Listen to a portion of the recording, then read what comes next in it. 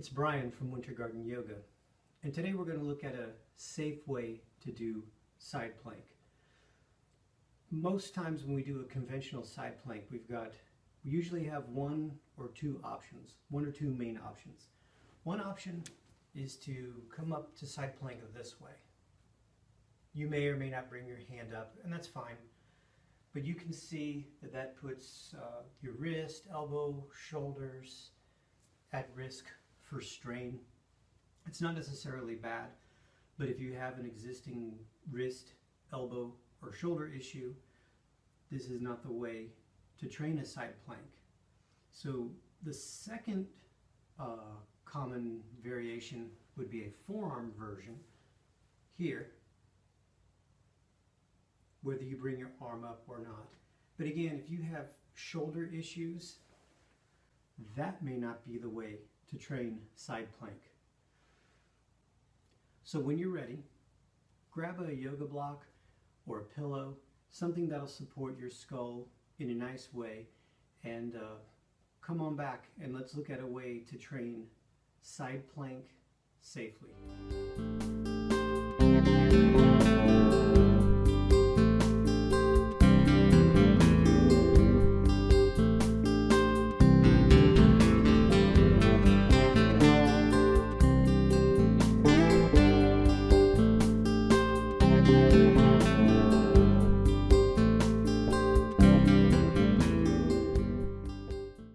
Awesome. I'm using a yoga block just because I happen to have a yoga block handy. You can use a book, you can use a yoga block, you can use a pillow, you can use a rolled up towel. The idea is just to have something to add some support to your skull. It'll make sense in a second. So we'll set the yoga block. I set my yoga block to about low height, right? So we have medium, high, or low. I'm going to see how low works. Yeah. Low works pretty well for me. It's just enough to keep my head off the ground. If I take the yoga block away, I could strain my neck. It just doesn't look really good anatomically and just even comfort-wise. So for comfort, block goes under the head, arm comes out in front of you like this. The other arm comes out on top as well. We'll get to that in a second. So the first variation, we have our knees bent about 90 degrees, knees stacked, feet stacked, etc., and stack our hands this way. The reason why we stack our hands is to make sure we're not rolling backwards. We want to be as much on our side as possible. Now from this position, phase one, we're just trying to lift our kidney off the ground. I don't know if you can see. It's just enough, it's just a slight hip hike. In this case, it's my left hip. I'm just hiking my hip up, and I'm getting clearance off the ground here. Holding and breathing, working my way up to 90 seconds. We don't necessarily have to do 90 seconds today, but the idea is to work your way up gradually, step by step, until 90 seconds is pretty easy, achievable. You should be able to speak and breathe, and slowly let your kidney come back down to the earth. The goal of the side plank, one of the goals, is to engage your side trunk muscles. Sometimes when we use our full arm or our elbow, we can kind of bypass those side trunk muscles and just sort of hang out. When we're lying down like this and you have to use the hip hiker muscles to get your kidney off the ground, it really becomes more of a side or a lateral trunk workout versus a shoulder or an arm workout.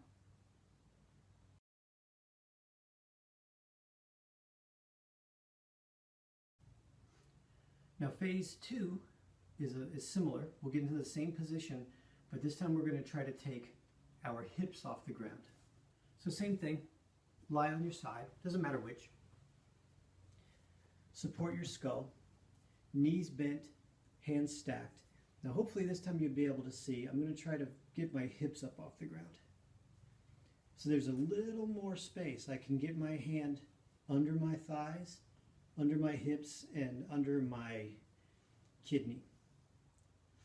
This is a little more work. So I'm still sort of hip hiking my left hip up, but now my entire torso, my hip, and my upper thigh are off the ground. Hopefully yours too. And again, we just hold and breathe, working our way up to 90 seconds, and make sure everything stays stacked up. Try not to roll back. Try not to come unglued. Keep everything glued together. Use your trunk, your lateral trunk muscles to get your hips off the ground, your upper thigh off the ground, and your kidneys off the ground. Give that a try for about 90 seconds.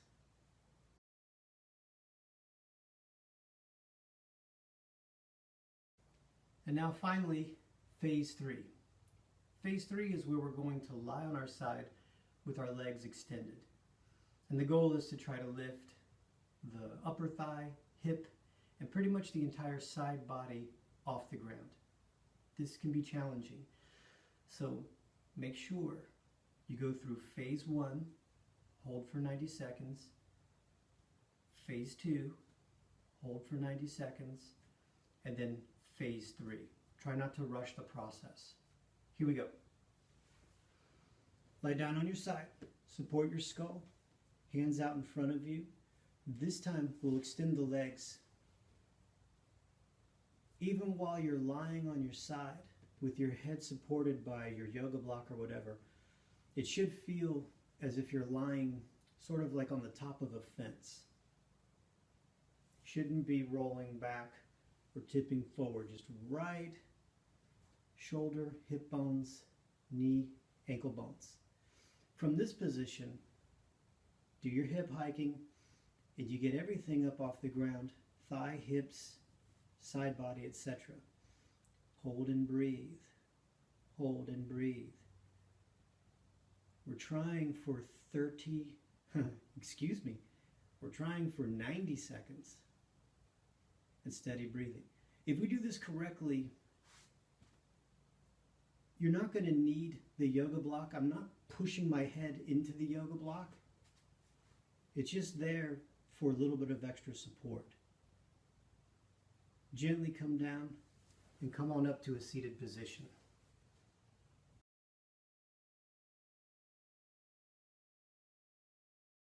Awesome. And there you have it, a safe way to do side plank. Remember, please do both sides.